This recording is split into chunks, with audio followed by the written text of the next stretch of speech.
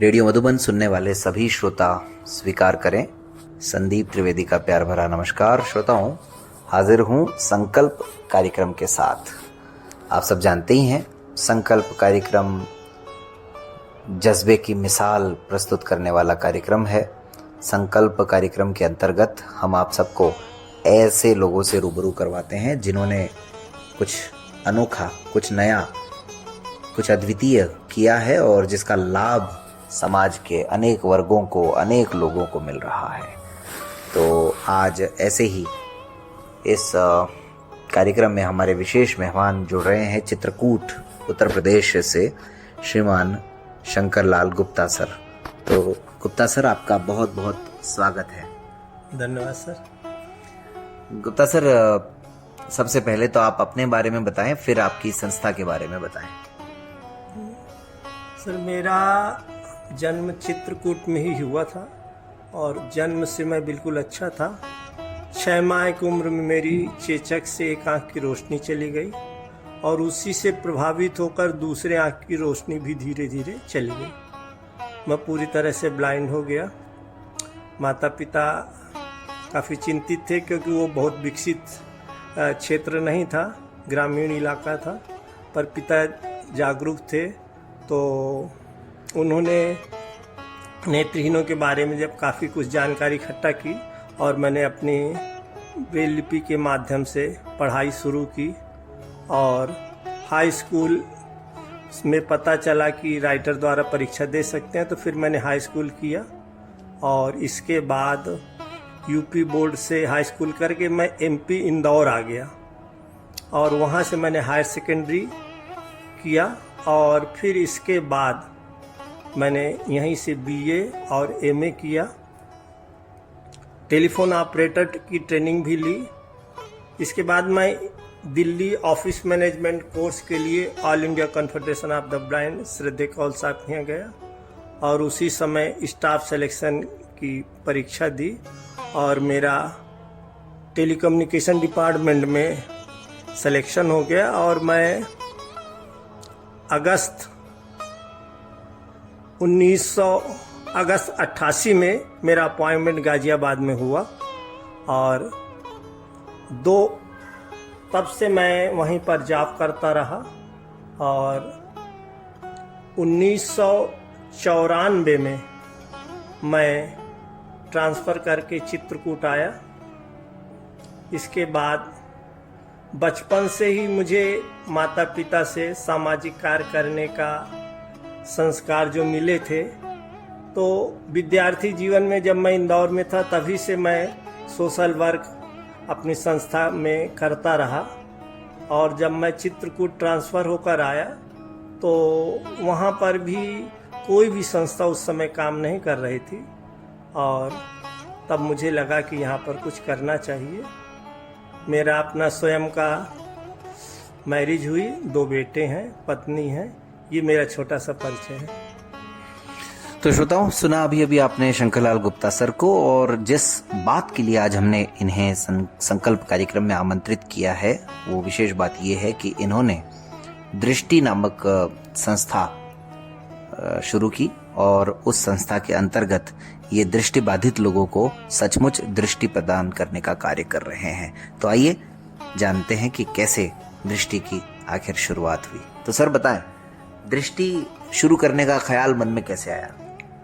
जब मैं ट्रांसफ़र होकर चित्रकूट आया तो मुझे पता चला कि इस क्षेत्र में काफ़ी मात्रा में दृष्टि बाधित है और परंतु वहाँ पर कोई भी संस्था, सामाजिक न शासकीय कोई भी संस्था दृष्टि बाधितों के लिए काम नहीं कर रही थी। तो मैंने दृष्टि नाम की 15 अक्टूबर 1995 में दृष्टि नामक संस्था की स्थापना की और पहले एक छोटा सा बालकों का विद्यालय डाला और प्रशिक्षण केंद्र, जो बाद में जगत गुरु रामभद्राचार्य जी ने गोद ले लिया और फिर बाद में उसी का विकसित रूप विकलांग विश्वविद्यालय बना। हमारी संस्था ज्यों कहते हैं अपनी चित्रकूट में बनी रही। उसके बाद दृष्टि संस्था के माध्यम से हमने ब्रेल उपकरण बैंक की स्थापना की, जो आज भी बगैर लाभ कमाए आसपास के सभी दृष्टिबाधितों को आसानी से ब्रेल उपकरण उपलब्ध कराती है।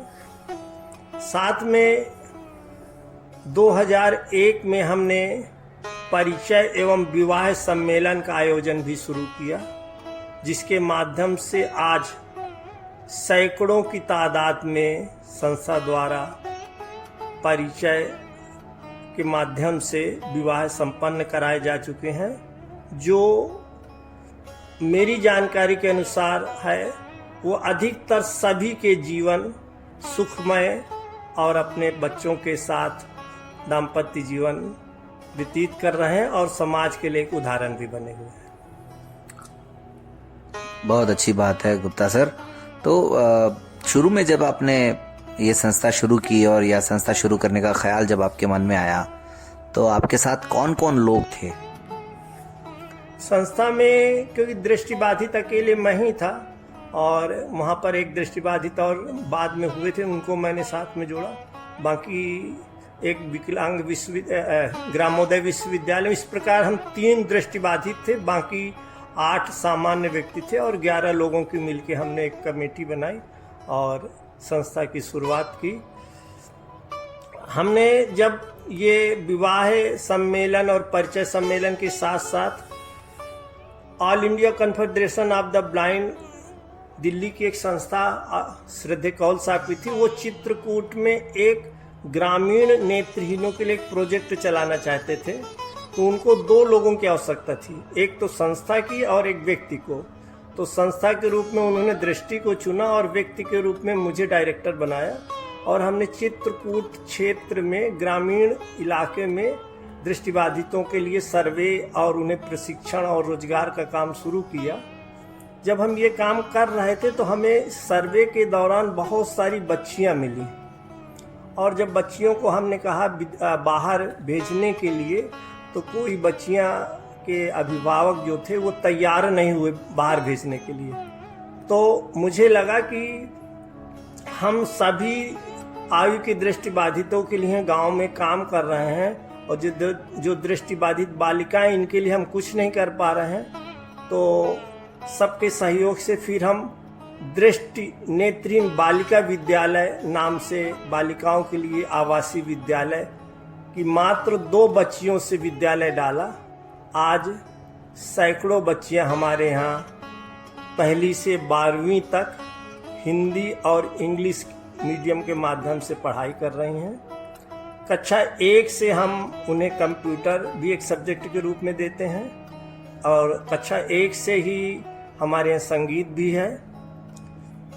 साथ में जो बच्चियां 8वीं के बाद 9th से इंग्लिश मीडियम में पढ़ना चाहती हैं, उनको हम सामान्य विद्यालय में इंग्लिश मीडियम स्कूल में एडमिशन करा देते हैं।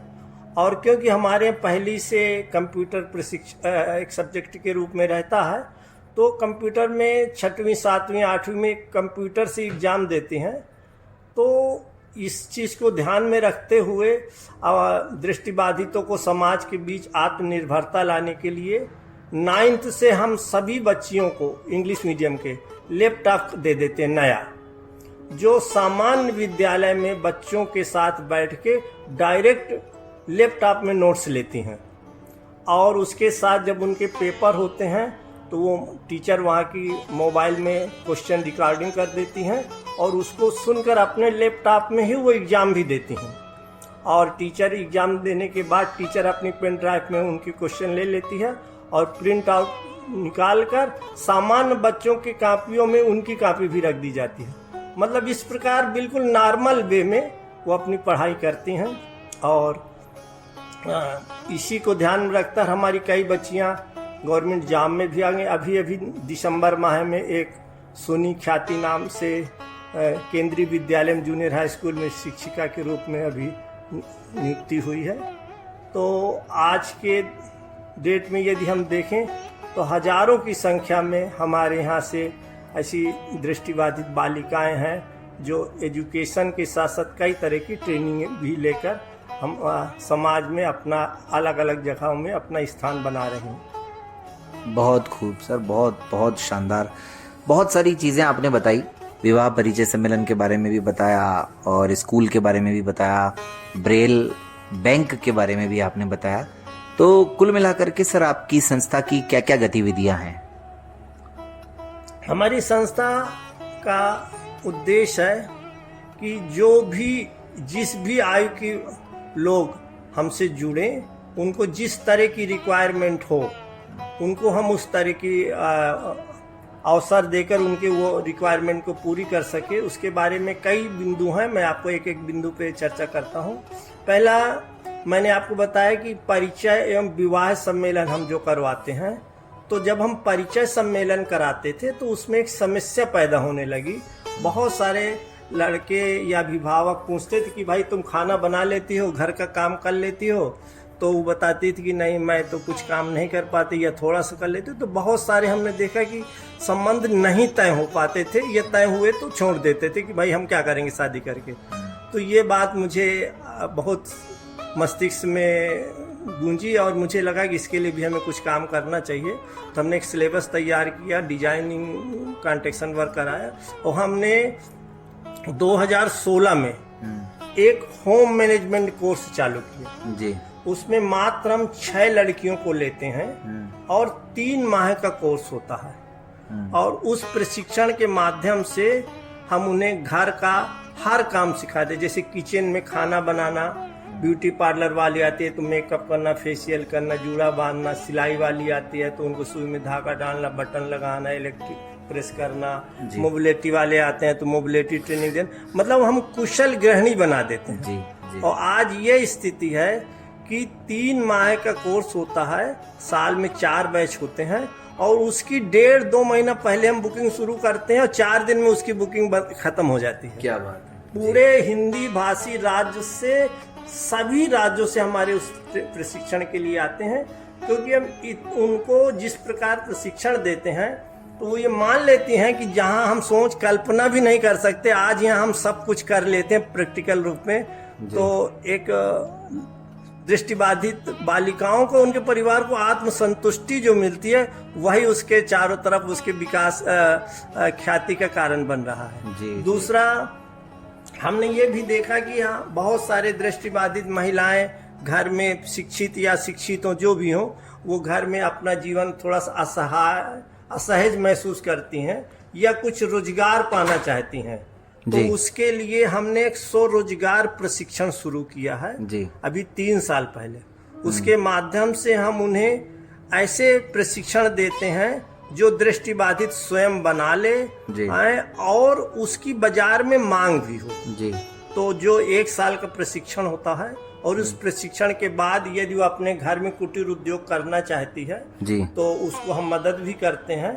और बायदे किसी कारण से वो नहीं कर सकती तो उसको हम अपने यहाँ रख लेते हैं, भोजन रहना सब फ्री, और जो काम करेगी उसके प्रोडक्शन के आधार पर उसके पेमेंट देते हैं, और वो अपना बैंक बैलेंस होता है उसका। अभी हमारे एक शादी हुई एक लड़की की, वो हमारे कई सालों से काम कर रही थी, उसने पूरी शादी की तैयारी उसी से की। क्या बात है, वाह। तो ये एक स्वरोजगार प्रशिक्षण का कार्यक्रम भी शुरू किया है जी।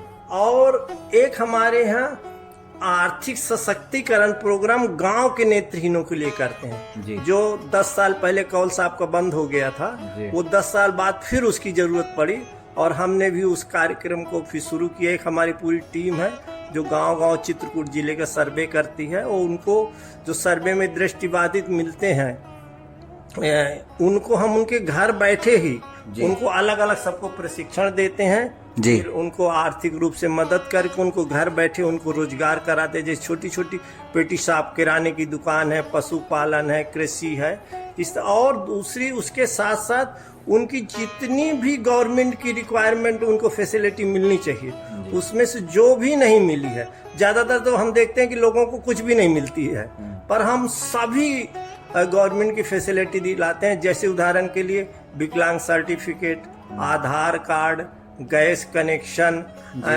पेंशन और प्रधानमंत्री आवास, जो भी है वो सब हम अपने आर्थिक सशक्तिकरण के माध्यम से हम उन्हें दिलाते हैं। अभी तक 50 लोगों को हमने आत्मनिर्भर बना चुके हैं जी जी। तो इस प्रकार ये हमारा एडवोकेसी का काम भी चलता है और आर्थिक सशक्तिकरण का काम भी चलता है। हमारा संस्था का एक ही उद्देश्य है कि दृष्टिहीन को दया नहीं, सहयोग चाहिए। आप अपना सहयोग देके उन्हें समाज उपयोगी बनाइए। क्या बात है, वाह, बहुत बहुत खूब सर, बहुत शानदार। तो मुझे ये बताएं सर कि संस्था जब शुरू करने का ख्याल मन में आ गया, संस्था शुरू भी कर दी, लेकिन संस्था शुरू करना तो एक बार संभव है, लेकिन उस संस्था को सफलतापूर्वक आगे बढ़ाना उतना आसान नहीं होता। बहुत सारी चुनौतियां आती हैं, बहुत सारी मुश्किलें आती हैं और कई ऐसी परिस्थितियां आती हैं कि लगता है कि यार पता नहीं कहीं कुछ गड़बड़ तो नहीं है। तो फिर संस्था को जब चलाने के लिए जो जो चुनौतियां, जो जो कठिनाइयां आपके सामने आई, उनसे पार कैसे पाया आपने? ये आपका बहुत अच्छा क्वेश्चन है। इसके लिए सबसे पहले तो हमें आर्थिक समस्या आई है और ये आज भी मैं बता दूं कि गवर्नमेंट से हमें किसी तरह का कोई ना अनुदान मिलता, ना किसी तरह की ग्रांट मिलती। हम केवल पब्लिक सपोर्ट से ये सब काम करते हैं और हमें 29 वर्ष हो गए संस्था को चलाते जी। इस 29 वर्ष में बहुत सारी समस्याएं, बहुत सारे झंझावात आए, बहुत सारी चुनौतियां आई, परंतु हम बिल्कुल हिमालय पर्वत की तरह अपने दृढ़ संकल्प में खड़े रहे। क्या बात है। और कछुए की चाल की तरह धीरे धीरे बढ़ते ही रहे, कभी हमने पीछे मुड़ कर नहीं देखा जी। और संस्था के पास अपनी स्वयं की बिल्डिंग है 3 मंजिल की, 14,000 स्क्वायर फुट में जी। और अभी अभी हमको समाज के सहयोग से हमने करीबन 7 एकड़ जमीन और खरीदी है। अरे वाह। जिसमें हम एक बहुत बड़ा करीबन 300 बच्चियों के लिए हॉस्टल, स्कूल और खेल के लिए एक छोटा सा स्टेडियम केवल पर्सनल और एक मयूर विहार बनाना चाहते। उस मयूर विहार में सारे वो पशु पक्षी कृत्रिम, मतलब जल थल नभ के जो जीव होते हैं वो कृत्रिम रहेंगे पर ओरिजिनल लगे, ताकि एक जगह सारे दृष्टिबाधित हर जीव से रूबरू हो सके। क्योंकि दृष्टिबाधित का संबंध केवल मानव से ही होता है, जीव जंतुओं से वो सुनता है या आर्टिफिशियल देखता, कल्पनाएं करता है। बिल्कुल सही है। तो हम वो भी एक माहौल वहाँ पे देना चाहते हैं। हमारे बच्चे क्रिकेट के क्षेत्र में भी बहुत आगे हैं। अभी हमारी नेशनल टीम तक वो एक अभी गुवाहाटी खेलने गई थी बच्ची। तो इस प्रकार हम जो अछूते क्षेत्र हैं उनको भी हम प्रयास करते हैं कि उनमें भी अपना स्थान बनाए, बच्चों को अवसर मिले और बच्चों को समय समय पर पिकनिक भी ले जाते हैं जी। पर जहाँ तक चुनौती की बात है, चुनौती तो हर समय रहती है जी। और उसके लिए बस धैर्य और विवेक और हिम्मत से काम लेनी पड़ती है। नहीं जिस दिन भी हम लड़खड़ा जाए उसी दिन पता चला कि आज संस्था कैसे चलेगी। तो ये काम तो भगवान को बहुत लाख लाख शुक्रिया देते हैं और सब लोगों का धन्यवाद है कि सबकी शुभकामनाएं, भगवान के आशीर्वाद से हम अपने लक्ष्य की ओर आगे बढ़ रहे हैं, हर समस्याओं का समाधान करते हैं जी। एक ये भी चुनौती रहती है ना सर कि जैसे आपने बताया आप सरकारी सेवा में रहे हैं, तो जॉब करना और समाज सेवा दोनों एक साथ करना भी थोड़ा सा कई बार सामंजस्य बिठाना मुश्किल हो जाता है, तो वो कैसे किया सर? हाँ, उसके लिए मैंने जब संस्था खोली थी तो अपने विभाग से परमिशन लिया था और ये लिया था कि वर्किंग डे के अलावा जो मेरे पास अतिरिक्त समय है उस समय मैं काम करूँगा। तो सुबह से बैठता था, फिर शाम से वापस जाने के बाद सीधे संस्था जाता था, छुट्टियों में बैठता था। बाकी स्टाफ भी बहुत अच्छा, हम अपने स्टाफ को भी धन्यवाद देंगे कि पूरा संस्था के लिए जो रिक्वायरमेंट है वो पूरा करने का हर समय प्रयास करते हैं। मेरे बताए हुए रास्ते पे सब चलते रहते हैं और संस्था अपने लक्ष्य की ओर आगे बढ़ते रहते हैं जी जी। और आपने बताया सर कि आपका विवाह हुआ और 2 बच्चे हैं, तो पारिवारिक जिम्मेदारियों का निर्वहन करने में कहीं कठिनाई तो नहीं आई? नहीं, पारिवारिक जीवन करने में कठिनाई नहीं है, बल्कि मुझे परिवार का सहयोग भी मिला।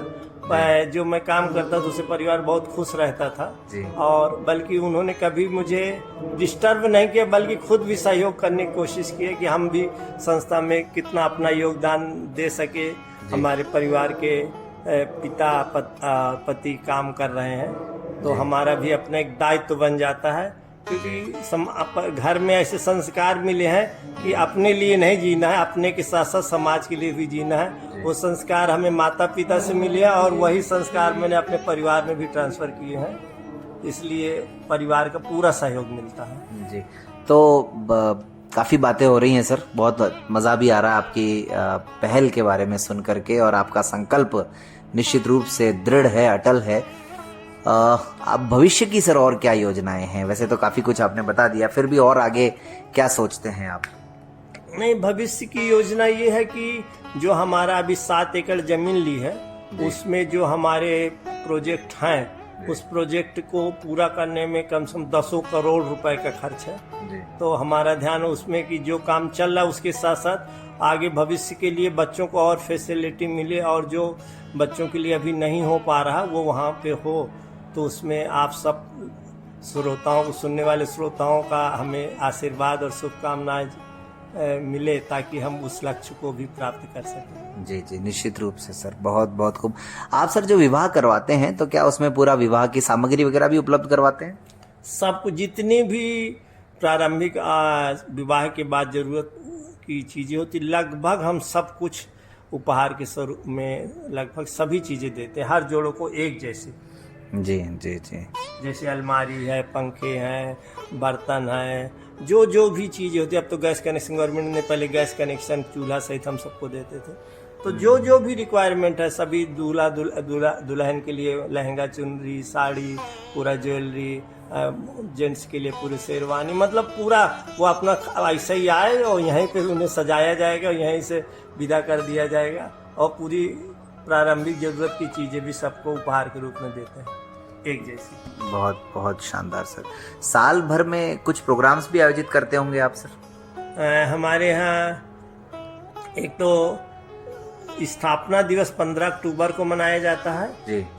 3 दिसंबर विश्व विकलांग दिवस, और मुख्य रूप से हम 4 जनवरी को लुई ब्रेल डे जी, जिसको लुई ब्रेल महोत्सव के नाम से हम पिछले 2009 से लुई ब्रेल की 200वीं जयंती से हम हर वर्ष मनाते हैं, जिसमें पूरे देश भर से दृष्टिबाधित स्कूलों की टीमें आती हैं, उनके बीच कंपटीशन होता है। और 4 जनवरी को एक रैली निकालते हैं, और देश के जो रोल मॉडल हैं दृष्टिबाधित, उनको हम 4 जनवरी को लुई ब्रेल अवार्ड से सम्मानित भी करते हैं। और जो दृष्टिबाधित के साथ साथ मतलब समाज के लोग जो दृष्टिबाधितों के लिए काम करते हैं, उनके लिए लुई ब्रेल कर्मयोगी सम्मान से भी उन्हें क्या बात नवाजा जाता है। बहुत खूब सर। तो ये हमारा एक छोटा सा ये भी कार्यक्रम चलता है। क्या बात है, बहुत जबरदस्त सर। तो लगभग कार्यक्रम के अब अंत में हम आ गए हैं, तो अब बड़ा अच्छा लग रहा है सर आपके साथ बात करके, और संस्था के बारे में जितना हम जाने उतना ही कम ऐसा लग रहा है आपकी बातें सुन करके। मैं चाहूँगा सर कार्यक्रम के अंत में आप हमारे रेडियो मधुबन के श्रोताओं को क्या संदेश देना चाहेंगे?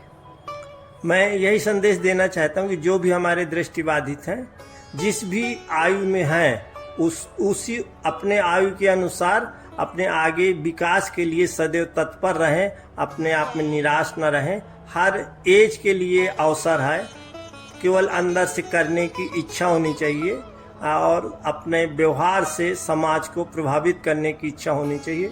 कभी भी हमें दीन बनकर दया के पात्र नहीं बनना चाहिए, बल्कि कर्म कर कर समाज उपयोगी बनना चाहिए। क्या बात है, बहुत खूब सर, बहुत बहुत धन्यवाद आज हमें समय देने के लिए और संकल्प कार्यक्रम में आने के लिए, अपने संकल्प के बारे में बताने के लिए। आदरणीय शंकर लाल गुप्ता सर, आपका एक बार पुनः बहुत बहुत धन्यवाद। Thank you. तो श्रोताओं, अभी आपने सुना गुप्ता सर को। जाहिर है उनका कार्य क्षेत्र बहुत विस्तृत है और उनका संकल्प भी बहुत महान है, बहुत विशाल है, और उम्मीद करते हैं कि आप सब ने भी उनके संकल्प से कुछ न कुछ सीखा ज़रूर होगा।